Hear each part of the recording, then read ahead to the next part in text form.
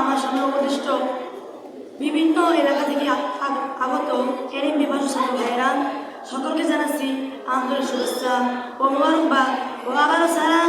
আসসালামু আলাইকুম ওয়া রাহমাতুল্লাহি ওয়া বারাকাতুহু।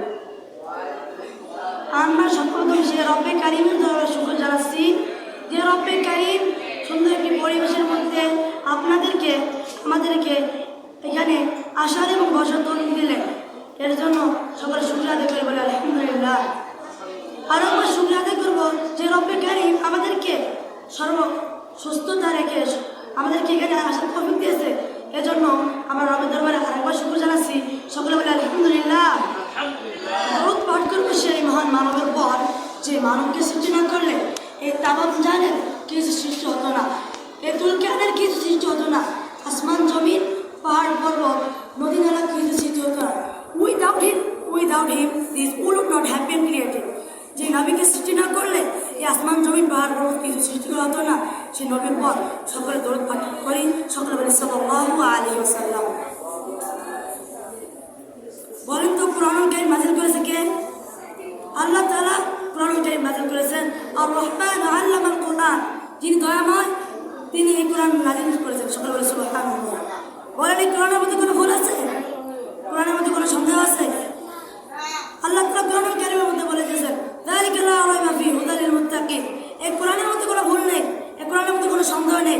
এই কুরআনকে আল্লাহ তাআলা সৃষ্টি করেছেন, নাযিল করেছেন কিসের জন্য? মানব জাতির হেদায়েতের জন্য। এই কুরআনুল কারীম থেকে একটি আয়াত তেলাওয়াত করেছি। আল্লাহ তাআলা এই আয়াতের মধ্যে বলে দিলেন ইন্নাল্লাহা লা ইয়াগফিরু আন ইউশরাকা বিহি ওয়া ইয়াগফিরু মা দুনা যালিকা লিমান ইয়াশা। আল্লাহু আকবার। এই কুরআনুল কারীমের আয়াতের মধ্যে রব বললেন যে আমি শিরকের গুনাহ ব্যতীত সকল গুনাহ মাফ করতে পারি। শিরকের গুনাহ সহজে মাফ করব যতক্ষণ পর্যন্ত আমার কাছে খাঁটি তওবা করেনি, খালাস নিয়ত তওবা করেনি, আমি ততক্ষণ পর্যন্ত শিরকের গুনাহ মাফ করব না। তাই আমাদের উচিত এই শিরকের গুনাহ থেকে বেঁচে থাকা, এই শিরকের গুনাহ থেকে দূরে থাকা। কারণ এই শিরকের গুনাহ অনেক মারাত্মক গুনাহ। শিরক হচ্ছে দুই প্রকার। আপনাদের শিরক থেকে বেঁচে থাকবেন। জানতে হবে না যে শিরক কয় প্রকার, জানতে হবে না শিরক কি? শিরক হচ্ছে দুই প্রকার, শিরকে আকবর, শিরকে আসগর।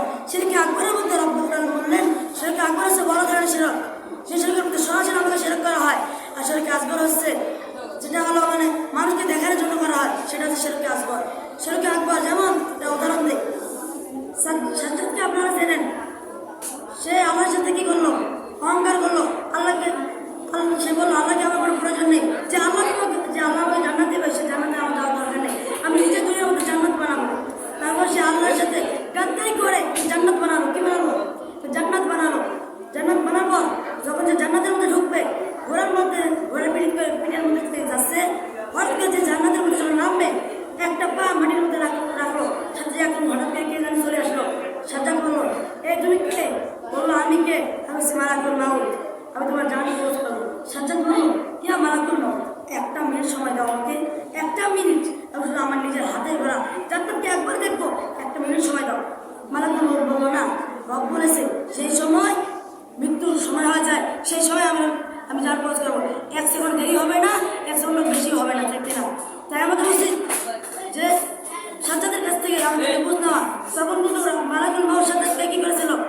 জান কবজ করেছিল। তারপর সাজ্জাদ কি সে জান্নাতের মধ্যে যেতে পেরেছে? তার মানে এখানে বোঝা গেল যে রব এসে শিরক করবে, রব তাকে ধ্বংস করে দেবে। তারপর আপনার জেনে ঈসা আলাইহিস সালাতু ওয়াস সালামকে খ্রিস্টানরা তাই কি বলে? আল্লাহ তাআলার সন্তান বলে। নাউযুবিল্লাহ বলেন না কেন? নাউযুবিল্লাহ বলেন। আল্লাহ তাআলার সন্তান বলে।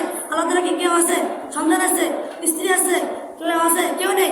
আল্লাহ তাআলা নিজে বলেছেন কুল হুয়াল্লাহু আহাদ, আমি এক, অদ্বিতীয়, আমার কোনো শরীক নেই, ঠিক না? রবের সাথে শিরক করা হচ্ছে, যেমন করা ঠিক। আমাদেরকে বেশি বেশি করে রবকে ভয় করতে হবে এবং রবের আমি এমন কাজ করবো যে রবের শিরক না হয়, এরকম ভাবে আমাদেরকে ভালোভাবে বুঝে শুনে কথা বলতে হবে। কেননা প্রত্যেকটি কথার মাধ্যমে শিরক হতে পারে কি হতে পারে না?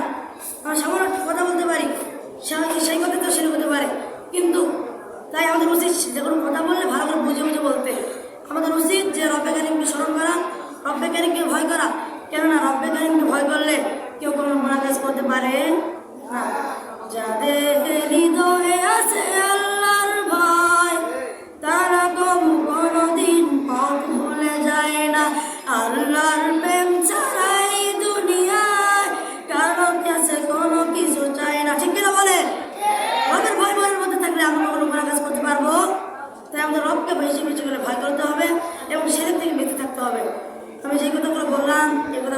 আপনাদেরকে এবং আমাকে ভালো করে বুঝে শুনে আমার কথা দান করুন। সকলে বলি আল্লাহ আমিন। এবং সকলে আমার জন্য দোয়া করবেন যে রব আমাকে আজ এখানে আলোচনা করার তৌফিক দিল, সে রব যেন আমাকে সারা বিশ্বের মধ্যে এই কোরআনের ক্ষেত্রে করার তৌফিক দান করে। সকলে আমার জন্য দোয়া করবেন।